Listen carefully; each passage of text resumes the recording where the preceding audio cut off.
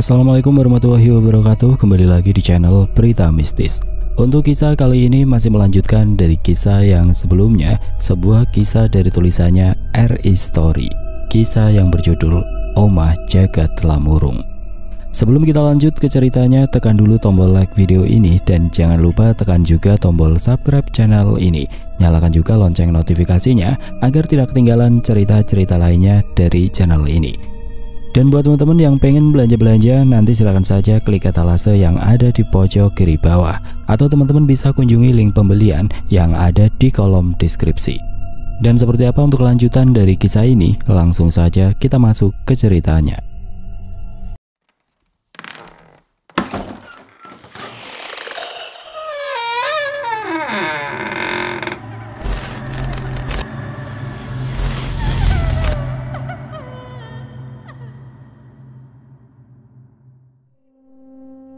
Tanpa membuang waktu, Aldo mengenakan jaketnya dan segera keluar dari penginapan. Udara pagi masih terasa begitu dingin dan kabut tipis menyelimuti desa, menambah suasana mencekam yang seolah mengikuti Aldo sejak ia tiba di tempat ini. Ia menuju warung Bu Siti, tempat Pak Karto biasa duduk, berharap bisa menemukan pria tua itu di sana. Namun ketika Aldo tiba di warung, ia tidak melihat Pak Karto di tempat biasa. Warung tampak sepi, hanya ada Bu Siti yang duduk di belakang meja, sibuk menata barang-barang dagangannya. "Bu Siti," sapa Aldo, mencoba menarik perhatian wanita tua itu. Wanita tersebut menoleh, tersenyum samar. "Oh, Aldo, apa kabar? Mau beli sesuatu?" tanya Bu Siti dengan ramah. Aldo menggeleng pelan. "Tidak, Bu. Sebenarnya saya sedang mencari Pak Karto. Ibu tahu di mana dia sekarang? Ada urusan penting yang harus saya bicarakan dengannya." Bu Siti mengerutkan kening sejenak. Ia berpikir, "Pak Karto tidak ke warung pagi ini. Mungkin dia di rumahnya. Kamu bisa ke sana kalau ingin bertemu. Rumahnya tidak jauh di ujung jalan ini, dekat dengan pohon beringin besar." Aldo mengangguk, berterima kasih kepada Bu Siti sebelum meninggalkan warung. "Ya sudah, Bu, saya ke rumahnya saja, sekalian olahraga." Dia mengikuti petunjuknya, menyusuri jalan kecil yang berkelok hingga ia melihat rumah sederhana yang dimaksud Bu Siti. Di depan rumah itu berdiri pohon beringin besar yang sangat tua, akar-akarnya mencuat dari tanah seolah mencengkeram bumi dengan erat. Pohon beringin itu seram sekali. Aldo mengelus tengkuknya saat tepat berada di depan pohon beringin. Ia mempercepat langkah menuju rumah Pak Karto, lalu mengetuk pintu rumahnya seraya berucap salam. "Assalamualaikum Pak Karto." "Waalaikumsalam," balas Pak Karto dari dalam rumah, dan tidak lama kemudian pintu terbuka. Pak Karto muncul. Wajah tuanya yang penuh kerutan tampak sedikit terkejut melihat Aldo di depan pintunya pagi itu. "Aldo, ada apa pagi-pagi seperti ini kemari?" tanya Pak Karto. Suaranya berat dan sedikit serak. Aldo tersenyum canggung, masih merasa sedikit gugup setelah mimpi buruk yang baru saja dialaminya. "Pak Karto, maaf mengganggu, tapi saya harus bicara dengan Bapak tentang rumah tua itu." Pak Karto menatapnya sejenak, lalu mengangguk pelan, menyadari keseriusan di sorot mata Aldo. "Baik, masuklah, kita bicara di dalam." Mereka duduk di ruang tamu kecil Pak Karto yang sederhana, dikelilingi oleh perabot yang terbuat dari kayu. "Hawanya hangat ya Pak, di rumah Bapak," ucap Aldo basa-basi sebelum masuk ke topik pembicaraan. "Ya beginilah suasana rumah di desa. Udara sangat dingin, jadi sebagai penghangatan saya buat tungku perapian," balas Pak Karto. Aldo merasakan kehangatan dari tungku kecil di sudut ruangan, namun suasana tetap terasa mencekam, terutama dengan pikiran tentang rumah tua itu yang masih menghantuinya. "Silakan duduk dulu, saya buatkan minum." "Tidak Pak, tidak perlu repot-repot. Tadi saya sudah ngopi di penginapan." "Beneran?" tanya Pak Karto memastikan. "Iya Pak, bener, tidak perlu repot-repot." Pak Karto duduk di kursi depan Aldo untuk memulai pembicaraan yang akan dibahasnya. "Jadi apa yang ingin kau tanyakan tentang rumah itu?" tanya Pak Karto setelah beberapa saat hening. Aldo mengambil nafas dalam-dalam sebelum mulai bercerita. "Saya bermimpi tentang Laras. Ada sosok hitam menyeramkan yang menyeretnya ke dalam cermin besar dengan ukiran-ukiran aneh di rumah itu. Semuanya terasa begitu nyata, Pak. Saya tidak tahu apa yang terjadi, tapi saya yakin cermin itu adalah kunci dari sesuatu yang menahan Laras di sana. Pak Karto mendengarkan dengan seksama. Wajahnya semakin tegang saat Aldo menyebutkan cermin. Dia menghela nafas panjang sebelum menjawab. Rumah tua itu memang punya sejarah kelam, Aldo. Banyak sekali orang yang menghilang setelah berurusan dengan rumah itu. Mereka yang pergi ke sana kebanyakan tidak pernah kembali. Dan anehnya, setiap kali diselidiki, tidak ada satupun jasad yang ditemukan. Seolah-olah para korban lenyap begitu saja tanpa jejak. Jawab Pak Karto. Aldo mendengarkan dengan seksama, hatinya semakin berat. Sebelumnya, Laras juga mengatakan pada saya bahwa dia adalah korban tumbal. Dia ditumbalkan oleh orang yang dia cintai, oleh kekasihnya sendiri yang mengorbankannya demi mendapatkan sesuatu. Apakah Bapak tahu tentang itu? Pak Karto menatap Aldo dengan mata yang semakin suram. Saya pernah mendengar cerita seperti itu. Dulu keluarga kaya yang tinggal di rumah itu, mereka terkenal tamak dan haus akan kekuasaan. Ada kabar bahwa mereka melakukan ritual-ritual gelap untuk mendapatkan apa yang mereka inginkan. Kekayaan, pengaruh, dan kekuatan.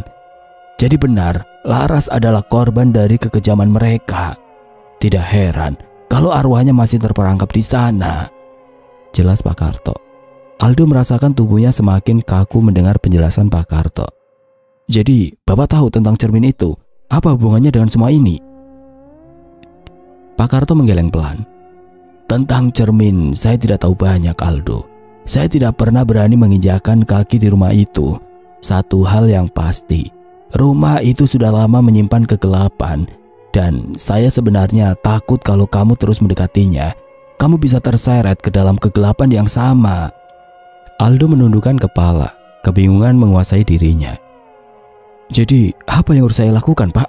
Saya ingin membantunya. Pak Karto terdiam sejenak, berpikir, lalu dia menghela nafas panjang dan menatap Aldo dengan mata yang serius. Kalau kamu benar-benar ingin mencari jawaban, mungkin ada satu orang yang bisa membantumu. Dia adalah Mbak Mijan, sesepuh desa ini. Dia sudah lama hidup di desa Banyurana. Dan dia tahu banyak tentang hal-hal mistis. Mungkin dia punya informasi tentang cermin yang kamu lihat dalam mimpimu. Jawab Pak Karto. Aldo mengerutkan kening mengingat nama itu. Mbak Mijan. Pak Karto mengangguk. Ya, Mbak Mijan. Dia tinggal di ujung desa, dekat dengan hutan. Banyak orang yang datang padanya mencari jawaban tentang hal-hal yang tidak bisa dijelaskan oleh akal sehat. Mungkin dia bisa memberikan pencerahan tentang rumah tua itu. Mendengar nama Mbak Mijan, Aldo merasa sedikit lega. Setidaknya ada harapan untuk menemukan jawaban. Apakah Bapak bisa menemani saya ke sana? Pak Karto mengangguk lagi, kali ini dengan senyuman kecil yang penuh pengertian. Tentu Aldo, aku akan membawamu ke sana. Mari, kita berangkat sekarang. Setelah bersiap, Pak Karto dan Aldo memulai perjalanan mereka menuju rumah Mbak Mijan. Pak Karto membawa Aldo melalui jalan setapak yang mengarah ke pinggiran desa, menuju ke sebuah area yang jarang dikunjungi penduduk. Rumah Mbak Mijan terletak di ujung desa, dekat dengan hutan yang lebat. Tempat itu tampak tua, dengan dinding kayu yang sudah mulai rapuh dan dipenuhi dengan tanaman merambat. Namun meskipun rumah itu terlihat sederhana, ada aura berbeda yang mengelilinginya. Sesuatu yang membuat Aldo merasa tenang sekaligus cemas. Ini dia rumahnya, ucap Pak Karto. Pak Karto segera mengetuk pintu rumah dengan pelan. Tidak lama kemudian pintu terbuka. Seorang pria tua berusia lanjut muncul dari balik pintu, mengenakan pakaian tradisional dan wajahnya dipenuhi kerutan. Matanya tajam meskipun usianya sudah lanjut. Mbak Mijan, sapa Pak Karto dengan sopan. Karto, tumben sekali kamu kesini. Ada perlu apa? Ini loh Mbak, aku ngantar dia. Ada yang ingin dia tanyakan. Sopo? Saya Aldo Mbak, saut Aldo memperkenalkan diri seraya menyalami Mbak Mijan. Mbak Mijan menatap Aldo dengan tatapan yang seolah menembus jiwanya, seakan tahu apa yang dibawa Aldo ke tempat itu. Tanpa berkata banyak, Mbak Mijan memberi isyarat agar mereka masuk. Aldo duduk di hadapan Mbak Mijan. Suasana di dalam rumah sesepuh desa itu dipenuhi aura misteri. Benda-benda kuno dan jimat tergantung di setiap sudut ruangan, menambah nuansa mistis yang kental. Mbak Mijan menatap Aldo dengan pandangan tajam, sementara Pak Karto duduk di sebelahnya. Tampak cemas. Aldo merasakan perasaan aneh, campuran antara ketakutan dan harapan. Ia tahu, disinilah ia mungkin akan mendapatkan jawaban atas misteri yang melilit rumah tua itu. Juga nasib Laras. "Apa yang ingin kamu tanyakan?" tanya Mbak Mijan. Matanya menatap Aldo. "Mengenai rumah tua di tengah hutan, Mbak." Mbak Mijan terkejut saat mendengar Aldo ingin menanyakan hal itu. "Omah Jagat telah murung," balas Mbak Mijan. Aldo dan Pak Karto seketika saling tatap. "Apa itu nama rumah tua itu, Mbah?"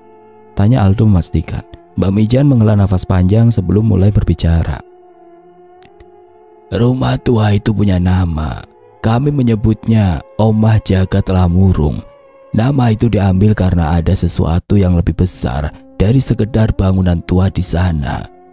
Sesuatu yang bersemayam di tempat itu, tapi di dimensi yang berbeda," ucapnya dengan suara dalam dan penuh kewaspadaan.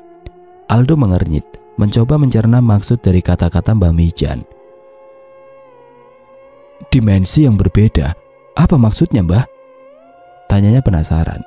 Mbak Mijan menatap Aldo lebih dalam, seolah sedang memutuskan seberapa banyak yang harus ia ungkap. "Di dalam rumah itu ada sosok setan yang dikenal sebagai Jerangon. Setan ini hidup di dunia yang berbeda, di balik semua yang tampak biasa, namun menjadi gerbang menuju dunianya, tempat di mana dia menghisap jiwa-jiwa dan membuat mereka lenyap dari dunia ini," jelas Mbak Mijan. Aldo menelan ludah, tubuhnya terasa tegang. Dari namanya saja sudah menyeramkan. "Jerangon," ujar Aldo dengan suara pelan, merasa kata itu mengirimkan hawa dingin ke tengkuknya. Mbak Mijan mengangguk perlahan. "Jerangon bukanlah setan biasa. Dia tercipta dari kekuatan ilmu hitam yang sangat kuat dan sudah ada sejak zaman dulu. Jerangon adalah makhluk yang memakan jiwa manusia sebagai ganti dari permintaan duniawi. Siapapun yang memberinya jiwa bisa mendapatkan apa yang mereka inginkan, kekayaan, kekuasaan, atau apapun. Namun harga yang harus dibayar adalah jiwa seseorang. Jiwa yang kemudian dihisap ke dalam dunianya," lanjut Mbak Mijan. Aldo terperangah, ingatannya langsung melayang ke cerita Laras tentang dirinya yang ditumbalkan oleh kekasih dan keluarganya. Tapi masih belum masuk akal jika setan itu bisa memberikan kekayaan. Bagaimana bisa? Setan sepertinya mampu memberikan hal seperti itu, Mbah, terutama kekayaan. "Kekayaan tidak harus berupa uang ataupun emas. Sosok seperti mereka bisa menyingkirkan siapapun tanpa diketahui orang lain." "Apa maksud Mbak Mijan dengan menyingkirkan orang yang menjadi korban untuk mendapatkan seperti warisan atau semacamnya yang bisa membuat mereka mendapatkan harta lebih?" balas Aldo mulai memahami. "Benar sekali. Tumbal itu adalah salah satu cara untuk membuat Jerangon terikat pada permintaan manusia.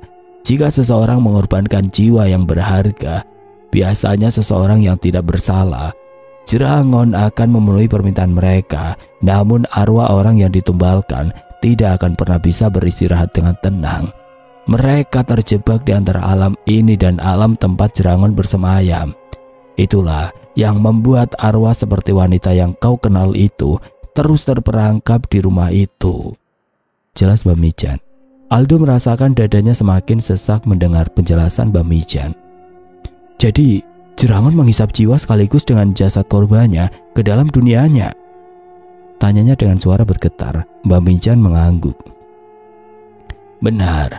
Itulah kenapa orang-orang yang hilang di rumah itu tidak pernah ditemukan jasadnya. Mereka tidak mati di dunia kita. Mereka ditarik ke dunia Jerangon." Aldo spontan teringat mimpi buruknya semalam. Cermin. Gumamnya seraya bayangan dari mimpinya muncul kembali di benaknya. "Dalam mimpi saya ada cermin besar di rumah itu dan sosok mengerikan menyeret Laras ke dalamnya. Apakah itu tempat Jerangon bersemayam? Tanyanya dengan tegang. Mbak Mijan memandangi Aldo dengan tatapan serius. Ya, cermin itu adalah pintu, tempat Jerangon mengintai dan menghisap jiwa-jiwa korbannya. Cermin besar dengan ukiran-ukiran menyeramkan yang kau lihat dalam mimpimu adalah gerbang menuju dunianya, yaitu Jagat Lamurung. Pak Karto yang sejak tadi terdiam akhirnya ikut menimpali. Jadi, semua orang yang hilang selama ini mereka dibawa ke dalam cermin itu? Tanya Pak Karto. Mbak Mijan mengangguk. Wajahnya suram. Benar. Orang-orang yang hilang di rumah itu mungkin sekarang ada di Jagat Lamurung, tempat Jerangon. Balas Mbak Mijan menegaskan. Aldo terdiam lama, merasa berat mendengar semua ini. Ada rasa takut yang menjalar di tubuhnya, namun rasa kepedulian yang terhadap Laras lebih besar daripada rasa takutnya. Apakah ada cara untuk menghentikannya, Mbah? Apakah ada cara untuk menenangkan arwah Laras? Maksud saya, arwah yang terperangkap. Mbak Mijan terdiam. Wajahnya terlihat semakin suram.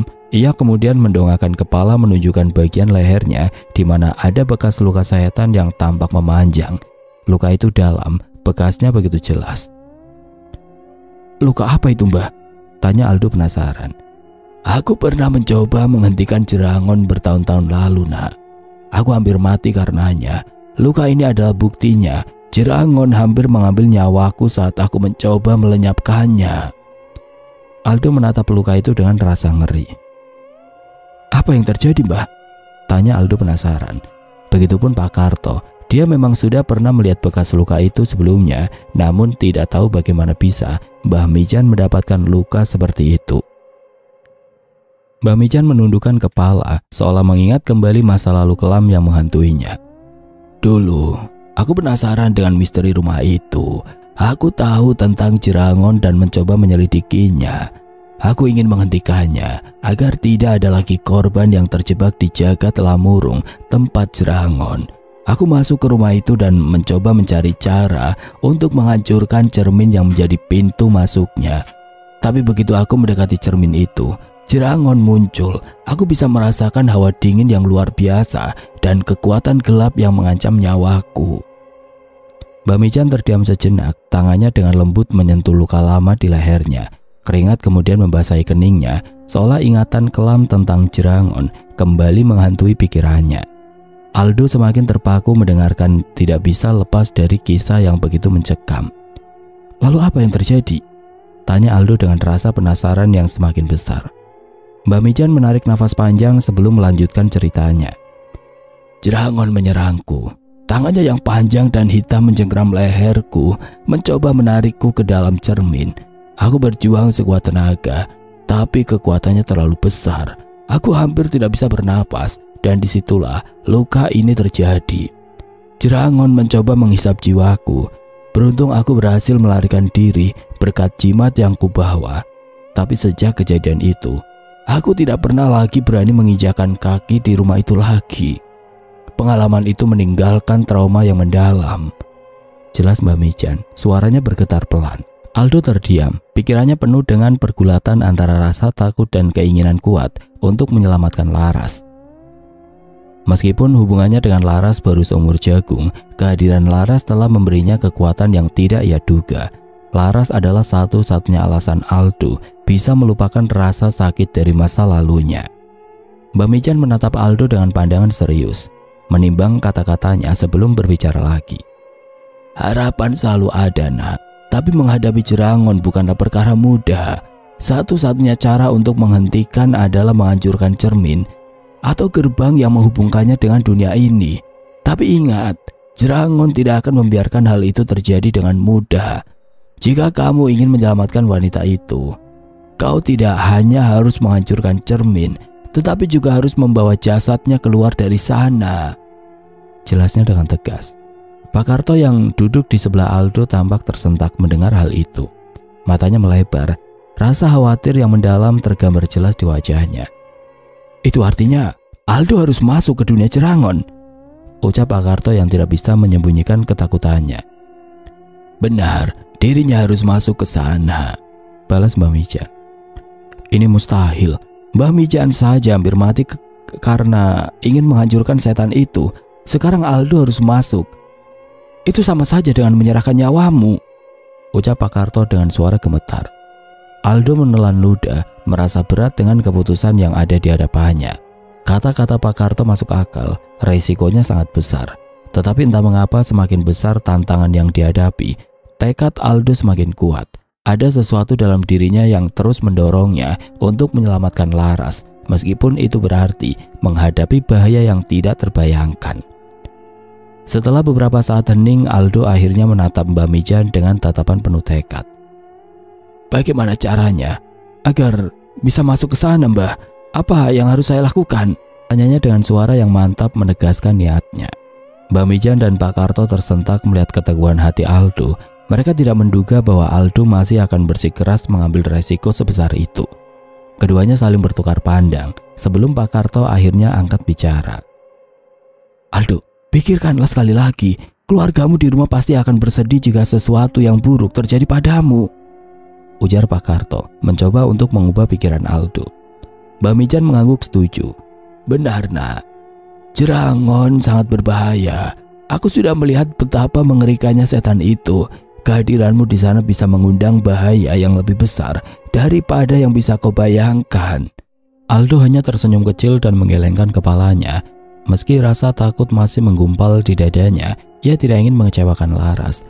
Dia tahu keputusan ini bisa membawa dampak besar bagi hidupnya. Tetapi janji yang telah ia buat pada Laras tidak bisa diingkari. Dia tidak akan pergi sebelum mencoba. Saya sudah berjanji padanya, Mbah. Saya tidak ingin mengecewakannya. Saya ingin arwah Laras tenang di tempatnya. Jika ini adalah satu-satunya cara, maka saya akan mencobanya, apapun resikonya, ucap Aldo dengan suara lembut namun penuh keyakinan. Pak Karto menatap Aldo dengan rasa prihatin. Nah, kau harus ingat, menghadapi setan seperti Jerangon tidak bisa disamakan dengan menghadapi manusia biasa. Begitu kau masuk ke dalam dimensi Jerangon, kau berada di dunia yang sepenuhnya di bawah kendalinya. Kau mungkin tidak akan pernah kembali. Aldo tetap bergeming. Saya sudah siap, Pak. Saya tahu resikonya. Tetapi jika ada sedikit saja kesempatan untuk menyelamatkan Laras, saya akan melakukannya, balas Aldo mantap. Mbah Mijan menatap Aldo dengan penuh kekhawatiran, tetapi ada secercah keyakinan di balik tatapannya. Tekad Aldo untuk menyelamatkan Laras begitu kuat, tidak tergoyahkan, meskipun bahaya besar menanti di depan. Setelah beberapa saat terdiam, Mbah Mijan akhirnya mengangguk pelan, menunjukkan bahwa ia telah membuat keputusan. Baiklah, Nak, jika ini yang kau pilih, ujar Mbah Mijan. Suaranya dalam namun penuh tekad. Aldo merasa lega mendengar kata-kata itu, meskipun ketegangan masih menggantung di udara. Terima kasih, Mbah. Saya siap melakukan apapun untuk mengakhiri ini semua. Tunggu sebentar, aku ambilkan sesuatu, ujar Mbah Mijan. Mbah Mijan bangkit dari tempat duduknya dengan gerakan perlahan namun penuh keteguhan. Dia berjalan menuju kamarnya, meninggalkan Aldo dan Pak Karto sejenak dalam keheningan.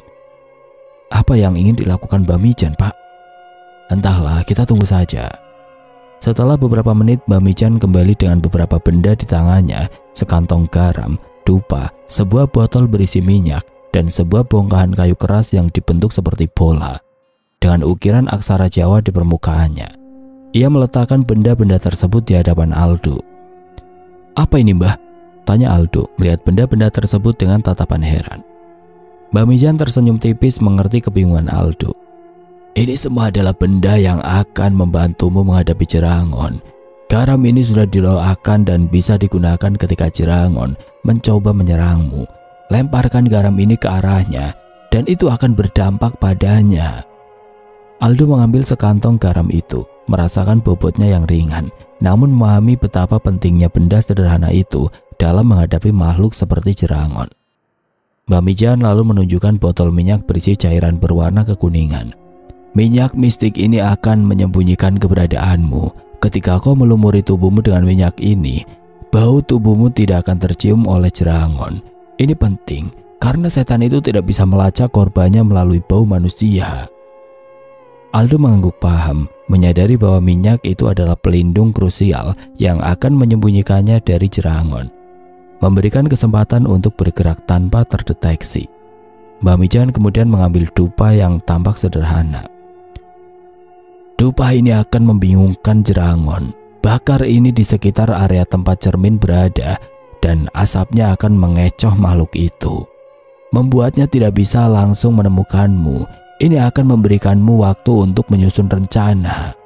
Lanjut Mbak Mijan. Aldo merasakan kecemasan mulai berkurang sedikit demi sedikit dengan penjelasan Mbak Mijan. Meskipun bahaya yang akan dihadapinya tetap jelas. Tapi yang paling menarik perhatian Aldo adalah bola kayu yang diukir dengan aksara Jawa kuno. Dan ini, kata Mbak Mijan sambil mengangkat bola kayu tersebut. Ini adalah senjatamu untuk menghancurkan cermin tempat Jerangon bersemayam. Bola kayu ini terbuat dari kayu yang sama dengan bingkai cermin itu. Hanya kayu ini yang memiliki kekuatan untuk menghancurkan cermin itu karena memiliki hubungan mistik dengan material yang digunakan untuk menciptakannya. Aldo merasakan bola kayu itu di tangannya. Ukirannya kasar namun jelas dan ada sesuatu yang berat, seperti beban tanggung jawab besar yang terkandung di dalamnya. Setelah dirimu membawa keluar jasad Laras, hancurkan cermin itu dengan bola kayu ini. Itu adalah satu-satunya cara untuk menghancurkan pintu yang menghubungkan dunia kita dengan dunia Jerangon. Jika kau berhasil, Jerangon akan kehilangan jalannya kembali ke dunia ini dan dia akan lenyap, ujar Mbak Mijan. Aldo menatap benda-benda tersebut dengan serius, mencoba mencerna semua informasi yang diberikan oleh Mbak Mijan. Tapi bagaimana caranya saya bisa masuk ke dimensi Jerangon, Mbak? Tanyanya menyadari bahwa Jerangon tidak akan dengan mudah menampakkan dirinya. Dengan memancingnya keluar, balas Mbak Mijan. Gimana caranya, Mbah? Jerangon tertarik dengan darah, entah itu darah manusia atau darah hewan. Setan itu akan merasakannya untuk memancing Jerangon keluar dari cerminnya. Kau harus menyiapkan darah, paling tidak kau bisa menggunakan darah ayam. Bawa darah itu, lalu teteskan di sepanjang jalan yang ingin kau lalui. Ini akan menarik perhatian Jerangon dan membawanya menjauh dari cermin, memberikanmu kesempatan untuk masuk ke dunia di balik cermin, jawab Mbak Mijan. Aldo mengangguk, mulai memahami rencananya. Jadi saya harus meneteskan darah itu dari cermin, lalu menariknya menjauh agar Jerangon mengikuti jalur darah. Mbak Mijan mengangguk. Ya, buat jejak darah yang mengarah jauh dari cermin, lalu lumuri tubuhmu dengan minyak ini agar Jerangon tidak bisa mendeteksi keberadaanmu. Dengan begitu, Jerangon akan mengikuti darah dan cermin akan terbuka, memungkinkanmu masuk ke dalam dimensinya, balas Mbak Mijan. Aldo merasa jantungnya berdetak lebih cepat. Rencana ini berbahaya, tapi ia tahu tidak ada jalan lain. Begitu Jerangon keluar, saya bisa masuk ke jagat lamurung miliknya. Mbak Mijan mengangguk. Ya, itulah satu-satunya cara untuk masuk ke dunia Jerangon. Saat dia keluar, pintu akan terbuka. Tapi ingat, kau harus cepat. Bawa jasad Laras keluar sesegera mungkin, karena waktu di dalam jagat lamurung berbeda dengan waktu di dunia kita. Semakin lama kau berada di sana, semakin besar resikonya kau akan terperangkap. Aldo merasa tekanan di dadanya semakin kuat, tapi tekadnya tidak tergoyahkan. Dia akan melakukan apapun yang diperlukan untuk menyelamatkan Laras dan mengakhiri teror Jerangon. Pak Karto yang mendengarkan semua penjelasan itu tampak semakin khawatir. Aldo, kau harus benar-benar siap. Ini bukan tugas yang mudah. Bahkan Mbak Mijan hampir kehilangan nyawanya. Jika kau merasa sesuatu tidak beres, lebih baik mundur, ujar Pak Karto. Aldo menatap Pak Karto dan tersenyum tipis. Saya mengerti, Pak. Tapi saya sudah berjanji pada diri saya sendiri dan pada Laras, saya akan mencobanya. Mbak Mijan menatap Aldo dengan hormat. Keberanianmu patut dihargai, tapi ingat, ini adalah pertarungan hidup dan mati. Jangan pernah lengah, ucap Mbak Mijan. Aldo mengangguk dengan tegas. Ia kini memiliki segala yang ia butuhkan. Garam yang didoakan, minyak mistik untuk menyembunyikan dirinya, dupa untuk mengecoh Jerangon, dan bola kayu yang akan menjadi kunci untuk menghancurkan cermin. Ia juga memiliki rencana untuk memancing Jerangon keluar dengan darah ayam. Aldo bangun dengan hati yang penuh ketegangan. Namun tekadnya sudah bulat. Sebelum menjalankan rencana besarnya malam nanti, ia memutuskan untuk kembali ke Oma Jaga Telamurung. Dirinya perlu memahami lebih banyak tentang rumah itu, lebih dari sekedar kabar angin atau cerita dari Mbak Mijan. Dia ingin melihatnya sendiri, mencari tahu apa yang mungkin dia hadapi, dan mengenali seluk-beluk bangunan misterius tersebut agar dia siap saat malam tiba. Sesampainya di depan rumah tua itu, suasana siang hari sedikit meringankan ketegangan yang sebelumnya begitu mencekam. Sinar matahari yang terik meskipun diselimuti awan kelabu memberi sedikit kenyamanan. Namun rumah itu tetap saja menyimpan aura gelap yang tidak bisa dihapus hanya dengan cahaya. Dia mengetuk pintu perlahan dan seperti biasa, Laras muncul dengan senyum yang lembut. Meskipun ada bayang-bayang kesedihan di balik matanya. "Aldo, kamu kembali," katanya pelan meski terlihat sedikit terkejut. "Aku ingin menghabiskan lebih banyak waktu denganmu. Aku ingin lebih memahami rumah ini, tempat di mana kamu dulu tinggal. Bolehkah aku melihat-lihat rumahmu sambil kita berbincang?" Aldo meminta dengan suara lembut. Laras memandang Aldo sejenak lalu tersenyum kecil. "Tentu saja, kalau itu yang kamu mau, aku akan menemanimu." Suaranya terdengar tenang, tapi ada sedikit getaran yang menyiratkan sesuatu yang lebih dari sekedar rasa tidak nyaman. Dia mengundang Aldo masuk, dan keduanya mulai berjalan menyusuri lorong-lorong panjang rumah itu. Saat mereka melangkah, Aldo melihat banyak foto-foto tua yang tergantung di dinding. Beberapa di antaranya sudah memudar oleh waktu, bingkainya dipenuhi debu-debu tebal. Foto-foto itu memperlihatkan keluarga-keluarga yang pernah tinggal di rumah itu, mungkin termasuk Laras sendiri. "Ada apa, Ras?" tanya Aldo. Laras berhenti di salah satu foto besar, menatapnya dalam-dalam. Aldo ikut berhenti di sampingnya, memperhatikan foto tersebut. Di dalam bingkai itu terlihat seorang wanita muda dengan gaun putih panjang berdiri di samping seorang pria, diapit oleh anggota keluarga lainnya. "Ini keluargamu?" tanya Aldo dengan lembut. Laras mengangguk. "Ya, itu aku dan keluargaku sebelum semuanya berubah," balasnya. Suaranya terdengar jauh, seperti dia sedang berbicara dari tempat yang jauh dari masa lalu. Dia menunjuk pria di foto itu. "Itu dia kekasihku, orang yang dulu kucintai dan kupercayai lebih dari apapun di dunia ini," ujar Laras seraya menunjuk ke arah seorang pria yang berada di sebelahnya di foto tersebut. Aldo menelan ludah, hatinya tertusuk mendengar nada sedih di balik kata-kata Laras. "Kau terlihat bahagia di foto ini," ujar Aldo pelan. "Dulu aku memang bahagia sebelum aku tahu bahwa semua itu hanyalah tipuan." Laras tersenyum getir, lalu berjalan lagi melewati foto-foto lainnya tanpa berhenti. "Keluarga ini, orang-orang yang harusnya melindungiku justru mengkhianatiku. Mereka menjadikan aku tumbal demi ambisi mereka." Aldo merasa perih mendengar cerita itu, tapi dia tetap mendengarkan dengan sabar. "Andai aku dilahirkan pada waktu yang sama denganmu," ucap Aldo tiba-tiba. "Memangnya apa yang kamu akan lakukan jika kamu dilahirkan di waktu yang sama denganku?" "Tentu saja aku akan menikahimu dan memberikan kebahagiaan yang seharusnya kamu rasakan," balas Aldo seraya berjalan. Laras tersenyum. Kata-kata Aldo membuatnya sedikit tersipu. Mereka berjalan melewati ruangan demi ruangan, sebagian besar dipenuhi barang-barang antik yang sudah lama berdebu. Ada kursi-kursi tua yang retak, meja-meja kayu yang penuh dengan hiasan klasik, dan patung-patung yang sudah berlumut. Setiap sudut rumah ini menyimpan cerita yang penuh dengan kepedihan yang kini terlihat jelas di mata Laras. Hingga di salah satu ruangan, Laras berhenti di depan meja kecil yang dipenuhi buku-buku tua. "Ini adalah ruang baca ayahku, tempat dia sering menghabiskan waktu untuk membaca buku-buku tentang sejarah dan filsafat," katanya sambil menyentuh salah satu buku berdebu. "Kamu senang membaca buku tentang filsafat?" tanya Aldo. "Tidak terlalu, hanya sesekali saja." Aldo mengangguk mengerti. Mereka melihat-lihat rak buku kembali. "Aku dulu sering menemani ayahku di sini. Kami banyak menghabiskan waktu bersama di ruangan ini sebelum semuanya berubah. Tapi sekarang, semua hanya kenangan." Aldo merasakan kehadiran masa lalu yang begitu kuat di rumah itu. Setiap benda yang mereka lewati menyimpan bayangan dari masa lalu yang tidak bisa dilupakan oleh Laras. Mereka keluar dari ruangan itu. kembali berkeliling rumah hingga mereka tiba di depan sebuah pintu yang tertutup rapat.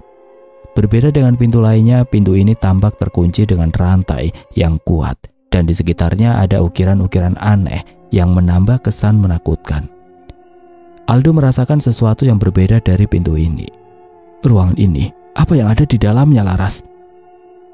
tanya Aldo. Matanya masih tertuju pada pintu terkunci itu.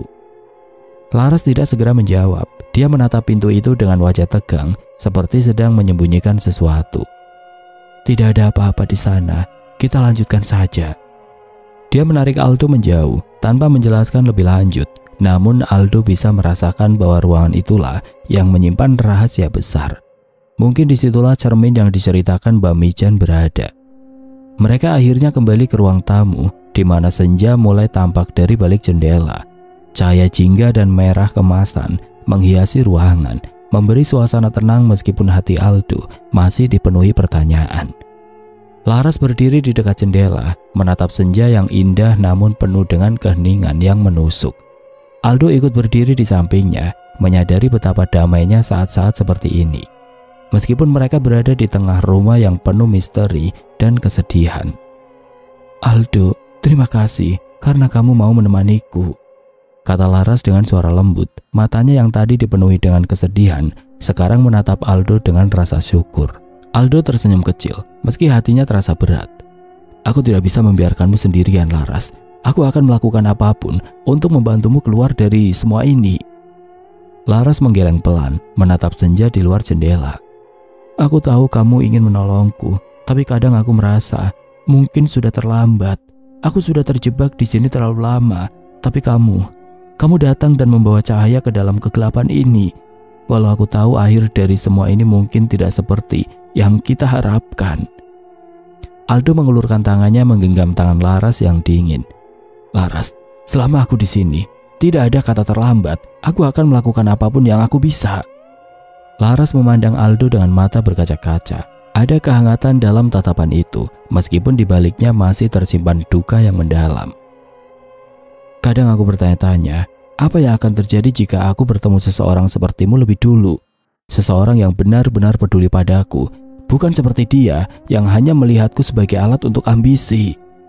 Aldo merasakan detak jantungnya semakin berat. Perasaan yang dalam tumbuh di antara mereka, meskipun hubungan ini lahir dari penderitaan dan misteri. "Laras, aku tidak tahu apa yang akan terjadi nanti, tapi aku ingin kau tahu, aku tidak akan pergi kemanapun. Kau tidak perlu menghadapi ini sendirian lagi." Laras menunduk, air mata mengalir di pipinya. "Terima kasih, Aldo, kamu satu-satunya yang mengerti." Dia mengangkat pandangannya tersenyum kecil, meskipun air matanya masih mengalir. Di tengah kesedihan yang menyelimutinya ada secerca harapan yang baru. Saat itu cahaya senja terakhir menyinari wajah mereka berdua, menciptakan bayangan lembut di dalam ruangan yang penuh kenangan. Aldo bisa merasakan kehangatan di tengah kedinginan rumah itu, meskipun dia tahu bahwa mereka sedang berada di ambang pertempuran yang berbahaya. Tapi untuk saat ini, di tengah senja yang indah, mereka menikmati kedamaian yang jarang ditemukan. Aldo mendekat sedikit ke Laras, matanya tertuju pada wajahnya yang lembut. "Laras, apapun yang terjadi nanti, aku hanya ingin kau tahu, aku akan berjuang sampai akhir untukmu." Laras menatap Aldo dengan rasa terharu. "Aku percaya padamu, Aldo. Terima kasih karena selalu ada di sini." Mereka berdiri dalam keheningan, hanya ditemani oleh suara angin yang berhembus lembut di luar jendela. Saat matahari mulai tenggelam sepenuhnya, Aldo dan Laras tetap di tempat mereka, merasakan kehangatan satu sama lain di tengah kegelapan yang sebentar lagi akan datang.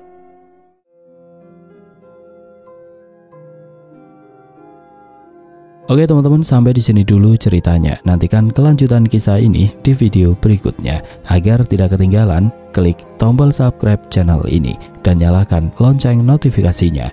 Wassalamualaikum warahmatullahi wabarakatuh.